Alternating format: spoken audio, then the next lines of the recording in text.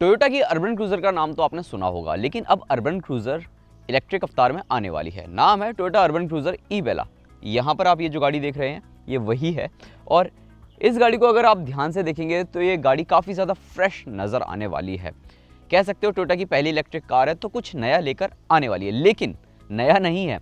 नया इसलिए नहीं है क्योंकि मारुति ई विटारा का ही ये गाड़ी रीबैज्ड वर्जन है। तो ऐसे में आपको इस गाड़ी के इंटीरियर में काफ़ी सारी चीज़ें ऐसी मिलने वाली हैं जो कि आपको मारुति ई विटारा में देखने को मिलती हैं। हालांकि एक्सटीरियर अगर आप देखेंगे फ्रंट से और रियर से तो ये गाड़ी काफ़ी अलग नज़र आती है। तो दोस्तों, मैं हूं अंकित दुबे, आप देख रहे हैं न्यूज़ 24 और आज आपको मिलने वाला है Toyota Urban Cruiser Ebella का फर्स्ट ड्राइव रिव्यू।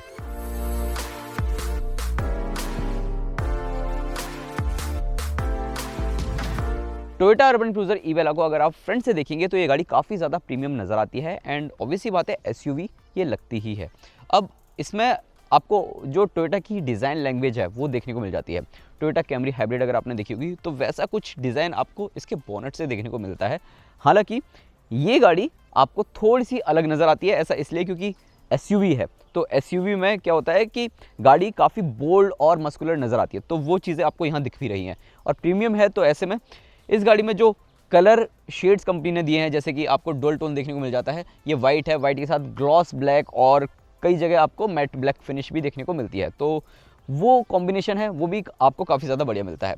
जो हेडलाइट है ये पूरी तरह नई है। मारुति ई विटारा से ज़्यादा बेहतर हेडलाइट कंपनी ने इसमें दी है। ऐसा इसलिए क्योंकि कंपनी बोल रही है कि इसकी जो लाइट है उसका जो थ्रो है वो बहुत ही ज़्यादा ज़बरदस्त है और इसी वजह से इन्होंने फॉग लाइट्स नहीं दी, जबकि मारुति ई विटारा में आपको फॉग लाइट्स मिलती है।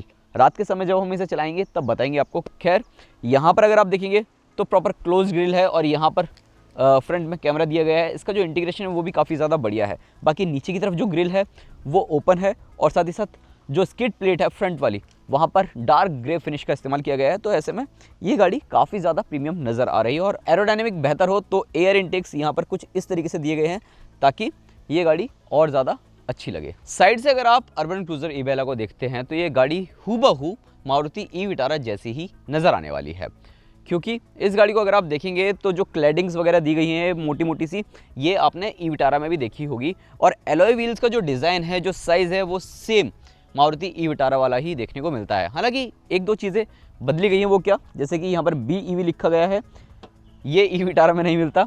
और यहाँ पर जो एलॉय व्हील्स है वहाँ पर आपको टोयोटा का लोगो मिल जाता है। इसके अलावा कुछ और बदलाव आपको देखने को नहीं मिलने वाला। रेयर प्रोफाइल अगर आप देखेंगे तो अर्बन क्रूज़र ई बेला पीछे से दिखने में थोड़ी सी अलग नज़र आती है। ऐसा इसलिए क्योंकि इसमें आपको प्रॉपर अलग LED टेल लाइट्स मिल जाती है। अब यहाँ पर आपको पिक्सल ट्रीटमेंट के साथ ये जो LED टेल लाइट है वो आपको देखने को मिलती है, जिस तरीके से आपको फ्रंट में देखने को मिल रही थी। ई विटारा में आपको वाई शेप्ड ट्रीटमेंट के साथ मिलती है। इसके अलावा ये जो रियर बम्पर है ये प्रॉपर वैसा ही है जिस तरीके से ई विटारा में आपने देखा है, प्रॉपर रगेड लुक देने के लिए। और ऑब्वियसली बात है काफ़ी मस्कुलर और रगेड लुक इस गाड़ी को पीछे से मिल भी रहा है। बाकी ई बेला की बैजिंग आप यहाँ देख सकते हैं, अर्बन क्रूज़र यहाँ लिखा हुआ है और टोयोटा का लोगो आप यहाँ पर देख ही रहे हैं। इसके अलावा अगर आप इसका बूट ओपन करते हैं तो एक तो इलेक्ट्रिक टेलगेट तो नहीं है, लेकिन बूट में आपको इनफ स्पेस मिल जाता है। आप आराम से 4-5 बैग्स रख सकते हैं अगर उन बैग्स का साइज़ कुछ इस तरीके का है तो। अर्बन क्रूज़र ई बेला के अगर आप इंटीरियर में आते हैं तो यहाँ पर जो इंटीरियर है वो आपको कुछ नया नहीं मिलने वाला। नया क्या मिलेगा, सिर्फ यहाँ पर ये जो टोयोटा का लोगो है, ये जो बैज है, सिर्फ ये नया है, बाकी कुछ नया नहीं है। ई विटारा जैसी हूबहू हर चीज़ देखने को मिल रही है। यहाँ पर वही कलर स्कीम देखने को मिल जाती है जो कि ब्लैक और टैन, जैसे कि आपने ई विटारा में देखी होगी। मुझे लगता है कंपनी को टोयोटा ई बेला में थोड़ा सा अलग करने की ज़रूरत थी, खासकर इसके इंटीरियर कलर में। अगर थोड़ा सा कंपनी इसमें लाइट कलर ऑप्शन देती तो ज़्यादा बेहतर होता, या फिर ऑल ब्लैक कर देती तो हटकर थोड़ा सा नज़र आती। ई विटारा में भी जो चीज़ें थी वो काफ़ी ज़्यादा बढ़िया थी, ऐसे ही इसमें काफ़ी ज़्यादा बढ़िया मिलने वाली हैं। वो क्या, जैसे कि इसमें आपको क्वालिटी ऑफ मटेरियल काफ़ी अच्छा मिल जाता है। 10.1 इंच का इंफोटेनमेंट सिस्टम है और ये अच्छे खासे टच एंड सेंस के साथ आता है। And yes, wireless Apple CarPlay और एंड्रॉइड ऑटो इसमें मिल जाता है। इसके अलावा यहाँ पर इंस्ट्रूमेंट क्लस्टर है, 10.25 इंचेस का है और इसमें भी आपको तमाम जानकारियाँ मिल जाती हैं। इसके अलावा जितने भी बटन्स आप देख रहे हैं सारे फिजिकल बटन है, कोई भी टच बटन्स नहीं है। तो ऐसे में ये ईजी टू यूज़ है और ज़्यादा रिलायबल भी हैं। इसके अलावा यहाँ पर आप देखेंगे तो ब्रिज टाइप कंसोल मिल जाता है, ऊपर वायरलेस चार्जिंग पैड है, 2 कप होल्डर्स हैं। यहाँ जो बटन्स वगैरह दिए गए हैं जैसे कि ड्राइव मोड्स है, 1 पैडल ड्राइव का मोड है और एक स्नो मोड है, और यहाँ पर इलेक्ट्रिक पार्किंग ब्रेक वगैरह आपको मिल जाता है। और सबसे खास बात, ये जो गियर नॉब दिया गया है वो काफ़ी ज़्यादा यूनिक है। ई विटारा और इसका दोनों का सेम वैसा ही है, तो ऑब्वियस सी बात है ये यूनिक नज़र आता ही है। नीचे की तरफ स्पेस मिल जाता है, लेकिन यहाँ पर जो टाइप सी पोर्ट्स और जो टाइप ए पोर्ट्स हैं वहाँ पर अगर आपको केबल लगानी है वो थोड़ा सा आपको स्ट्रगल करना पड़ता है, बाकी केबल तो लग ही जाती है। जो स्टीयरिंग व्हील है वो आपको सेम वैसे ही मिल जाएगा जिस तरीके से आपने ई विटारा में देखा है, और यहाँ पर जो कंट्रोल्स वगैरह हैं वो भी सेम आपको वैसे ही मिल जाते हैं। एडास लेवल के फीचर्स भी आप यहीं से ही यूज़ कर सकते हैं। अब इस गाड़ी में आपको वेंटिलेटेड सीट्स मिलती हैं, तो ऐसे में आप इस इंफोटेनमेंट सिस्टम के ज़रिए उन्हें कंट्रोल कर सकते हैं, और इसी इंफोटेनमेंट सिस्टम के ज़रिए आप बहुत सारी चीज़ें कर सकते हैं। मतलब मोस्ट ऑफ द फीचर्स आपको सिर्फ इस इंफोटेनमेंट सिस्टम के ज़रिए ही यूज़ करने पड़ते हैं, जैसे कि रीजन के जो मोड्स वगैरह हैं वो भी आप यहीं से ही यूज़ कर सकते हैं। इसके अलावा जो राइट साइड में जितने भी बटन्स वगैरह दिए गए हैं, जो स्टोरेज स्पेस है वो सेम ई विटारा वाला ही है, कुछ अलग नहीं देखने को मिलने वाला। यहाँ पर आपको सिंगल पैन सनरूफ मिल जाती है, और ये ओपन नहीं होती, ये फिक्स्ड ग्लास के साथ आती है।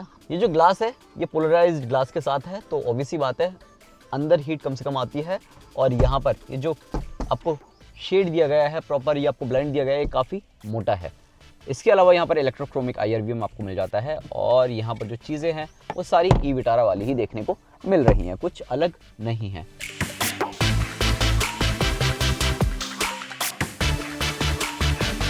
सेकंड रो वाली सीट्स पर अगर आप आते हैं तो यहाँ पर भी आपको कुछ ज़्यादा फर्क देखने को नहीं मिलने वाला। सेम ई विटारा जैसा ही स्पेस आपको इस गाड़ी के अंदर मिलता है, क्योंकि डायमेंशन में कोई चेंजेस है नहीं, सेम डायमेंशंस है, सेम व्हील बेस है, तो स्पेस भी सेम है, क्योंकि गाड़ी सेम वही है ओवरऑल अगर देखा जाए तो, बस रिवेस्ड है और एक्सटीरियर का डिज़ाइन चेंज है। इंटीरियर में यहाँ देखो जो सीट्स है ये कंफर्टेबल तो है, लेकिन इसमें थोड़ा सा और ज़्यादा कह सकते हो कि और ज़्यादा ये चौड़ी हो सकती थी। ऐसा इसलिए क्योंकि यहाँ पर मुझे अंडरनीथ थाई सपोर्ट कम मिल रहा है, काफ़ी कम मिल रहा है। लेग स्पेस ठीक है, हेडरूम भी ठीक है, लेकिन 6 फीट या उससे ज़्यादा व्यक्ति यहाँ पर बैठेगा तो उसके लिए हो सकता है थोड़ी सी दिक्कत हो। 3 एडजस्टेबल हेडरेस्ट यहाँ मिल जाते हैं, जो कि आप यहाँ पर देख रहे हैं, और सबसे खास बात यह है कि फ्लैट फ्लोर है, तो यहाँ पर 3 लोग बैठ सकते हैं, और तीनों के लिए कोई दिक्कत नहीं होने वाली। 3 पॉइंट सीट बेल्ट्स है, यहाँ AC वेंट्स हैं, चार्जिंग पोर्ट्स है, और जो स्पेस है दरवाज़ों पर वो रियर डोर्स पर कम है, जबकि फ्रंट डोर्स पर आपको जो स्टोरेज स्पेस है वो ज़्यादा मिल जाता है। बाकी 2 लोग अगर बैठते हैं और उन्हें आर्मरेस्ट चाहिए तो यहाँ पर आर्मरेस्ट इस तरीके से आप इसे बना सकते हैं, और 2 कप होल्डर्स आपको मिल जाएंगे। लेकिन एक अजीब चीज़, जब मैं ई विटारा का रिव्यू कर रहा था तब भी बोला था, यहाँ पर भी बोल रहा हूँ, यहाँ पर ये जो प्रॉपर विजिबल स्पेस है बूट का, ये थोड़ा सा अजीब लगता है। यहाँ पर कुछ तो कंपनी को एज अ पार्टीशन टाइप देना चाहिए था, जिसे हम रिट्रैक्ट भी कर लेते या फिर फिक्स्ड होता तो भी चलता, बट ऐसा कुछ नहीं है। हो सकता है कुछ लोगों को पसंद आए, और हो सकता है मुझ जैसे कुछ लोगों को ना पसंद भी आए। टोयोटा अर्बन क्रूजर ई-वेला में भी आपको सेम वही बैटरी पैक के ऑप्शंस मिल जाते हैं जो कि आपने मारुति ई विटारा में देखे हैं। 49 किलोवाट आवर और 61 किलोवाट आवर, 3 वेरिएंट्स में ये गाड़ी आएगी। जो 49 किलोवाट आवर वाला वेरिएंट है वो सिर्फ लोअर वेरिएंट रहेगा, और जो 61 किलोवाट आवर वाला वेरिएंट है उसमें आपको 2 ट्रिम्स देखने को मिलेंगे, एक मिड लेवल में और एक अपर लेवल में।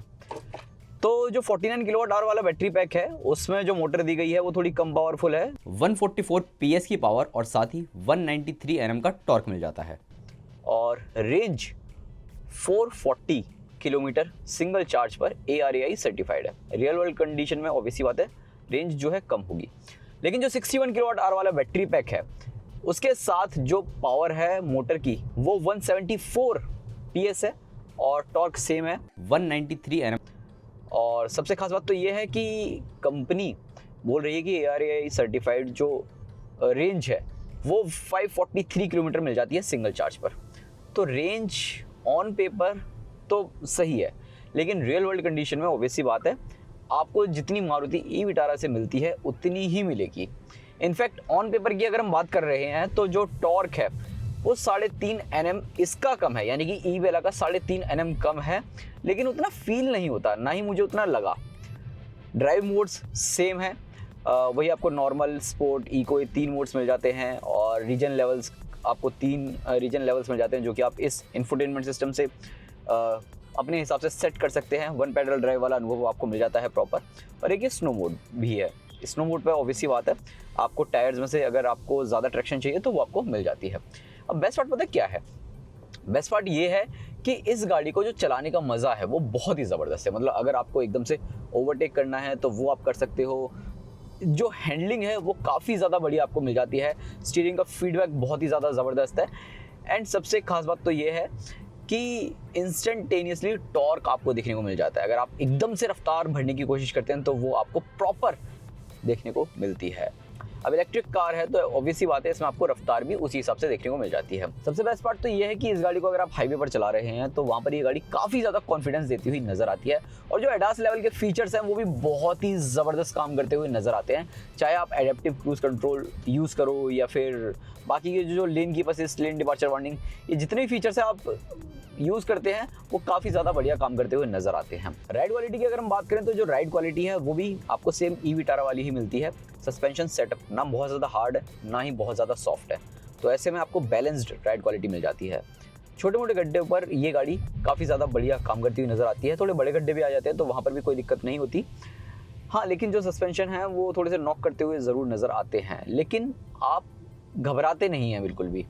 और तेज़ रफ्तार में अगर आप इस गाड़ी को चलाते हैं और एकदम से टर्न आ जाता है तो वहाँ पर भी मोड़ने की कोशिश करते हैं, तो जो गाड़ी का तेज़ रफ्तार में कॉर्नरिंग वाला बैलेंस है वो बहुत ही ज़बरदस्त है। आपको हमेशा कॉन्फिडेंस देता हुआ नज़र आता है। चारों टायर से ट्रैक्शन इतना बढ़िया मिलता है कि आपका जो कॉन्फिडेंस लेवल है वो बिल्कुल भी डाउन नहीं होता है। चाहे आप एकदम से इस तरीके से कट मार के जा रहे हो और एक्सेलरेट करते हैं तो वाकई ये गाड़ी आपको अलग ही कॉन्फिडेंस देती हुई नज़र आती है। ब्रेकिंग भी बहुत ज़्यादा बढ़िया है। मतलब एकदम से 100, 110, 120 kmph की रफ्तार पर अगर आप हैं और एकदम से ब्रेक लगाते हैं तो गाड़ी ना आपके कंट्रोल में रहती है। ऐसा नहीं फील होगा कि गाड़ी आपके कंट्रोल से बाहर जा रही है कहीं पर भी। तो ओवरऑल अगर देखा जाए तो गाड़ी बहुत ही ज़बरदस्त परफॉर्मेंस पैकेज के साथ आती है, चाहे वो राइड क्वालिटी हो, चाहे वो स्टीयरिंग का फीडबैक हो या फिर ओवरऑल मोटर की परफॉर्मेंस हो, तो ये काफ़ी ज़्यादा बढ़िया मिल जाता है। रेंज ऑब्वियसली बात है अगर आप स्पोर्ट मोड पर चला रहे हैं और बहुत ही तेज़ रफ्तार में इस गाड़ी को चला रहे हैं तो वहाँ रेंज ना एकदम से डाउन होती हुई नज़र आती है। लेकिन अगर आप डिसेंट ड्राइव कर रहे हैं, अगर आप लंबी दूरी की यात्रा पर जाते हैं, 70, 80, 90, 100 इस पर अगर आप रखते हैं और ज़्यादा रीजन का इस्तेमाल करते हैं, 1 पैडल ड्राइव का इस्तेमाल करते हैं, तो ये गाड़ी आपको आराम से 350 प्लस किलोमीटर्स की रेंज ऑफर कर देगी। सेफ्टी की अगर हम बात करते हैं तो इस गाड़ी में सेफ्टी पैकेज बहुत ही ज़बरदस्त है। ई विटारा वाले ही सारे सेफ्टी पैकेजेस आपको इसमें मिल जाते हैं। 7 एयरबैग्स तो स्टैंडर्ड मिल रहे हैं और 7 एयरबैग्स के अलावा इसमें आपको ABS, EBD, ESC ये सारे फीचर्स भी मिल जाते हैं जो कि बहुत ही ज़्यादा ज़बरदस्त है। और गाड़ी चलाते चलाते अगर मुझे सीट भी अपनी एडजस्ट करनी है या पहले करनी है तो यहाँ पर 10 वे इलेक्ट्रिकली एडजस्टेबल सीट्स मिल जाती हैं, तो वो काफ़ी ज़्यादा बढ़िया है। आप अपने हिसाब से सेट कर सकते हैं और बहुत ही ज़्यादा कंफर्टेबल सीट है जो कि गाड़ी चलाते समय आपको ये फील भी होती है। देखो अभी तक ना तो मारुति विटारा की कीमतें सामने आई हैं और ना ही ई-बेला की कीमतों की कोई अनाउंसमेंट हुई है, तो ऐसे में कयास लगाए जा रहे हैं कि ई-बेला की जो कीमत है वो थोड़ी सी ज़्यादा हो सकती है, थोड़ी सी प्रीमियम हो सकती है, क्योंकि टोयोटा थोड़ा प्रीमियम ब्रांड है। अब सबसे खास बात पता है क्या है कि टोयोटा ई-बेला को अगर आप खरीदते हैं तो 3 साल अगर आपका मन भर जाता है इस गाड़ी को चला चला के तो आप कंपनी को ही वापस बेच दें तो 60% अमाउंट आपको वापस मिल जाएगा। जी हाँ, 60% एश्योर्ड बाईबैक गारंटी कंपनी इसके साथ दे रही है। बास यानी कि battery as a service option भी आपको इसके साथ मिल जाता है। और सबसे खास बात तो ये है कि टोयोटा अर्बन क्रूजर ई-बेला के साथ 8 साल अनलिमिटेड किलोमीटर्स की वारंटी मिल रही है इसकी बैटरी पर, जो कि बहुत ही ज़्यादा ज़बरदस्त है। बाकी ओवरऑल आप बताओ आपकी क्या राय है इस अर्बन क्रूजर ई-बेला को लेकर। और हाँ, वीडियो पसंद आया हो तो लाइक करें, शेयर करें। पहली बार अगर आप इस चैनल पर वीडियो देख रहे हैं तो चैनल को सब्सक्राइब करना ना भूलें।